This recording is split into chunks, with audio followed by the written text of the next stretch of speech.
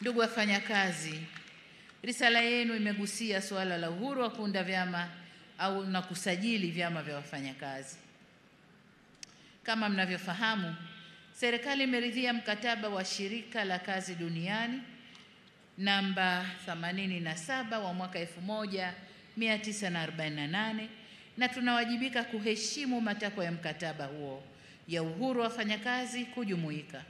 Kwa kulitambua hili, serikali kupitia Sheria ya Ajira na Uhusiano Kazini sura 336 haijaweka masharti yanayozuia usajili wa chama katika maeneo na sekta ambazo tayari kuna vyama vimesajiliwa.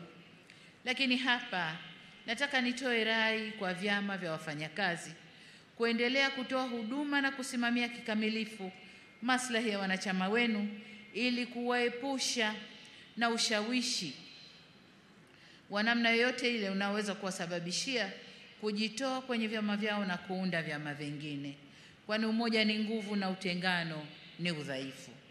Lakini mkataba ule na sheria ya serikali tunasema uundwaji wa vyama vya wafanyakazi hautaingiliwa na chombo chochote, iwe sekta binafsi au serikali, watajiunda kwa hiari.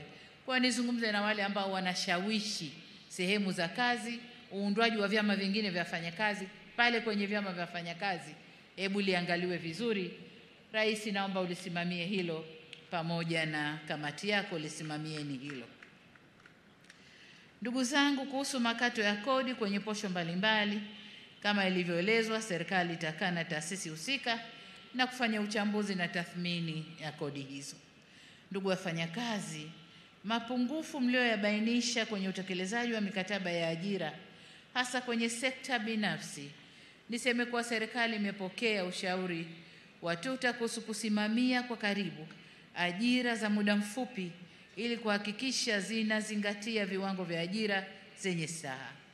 Hivyo ninaagiza wizara zinazohusika ziendelee kusimamia kamilifu eneo hili ili wafanyakazi na serikali tuendelee kunufaika na utekelezaji wa mikataba hiyo.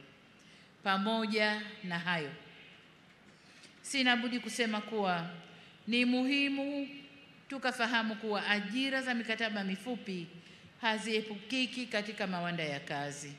Aidha, kwa mujibu wa sheria, wafanyakazi walioajiriwa katika masharti yoyote yale wanastahiki haki zao zote za ajira, wawe mikataba mirefu, wawe mikataba mifupi.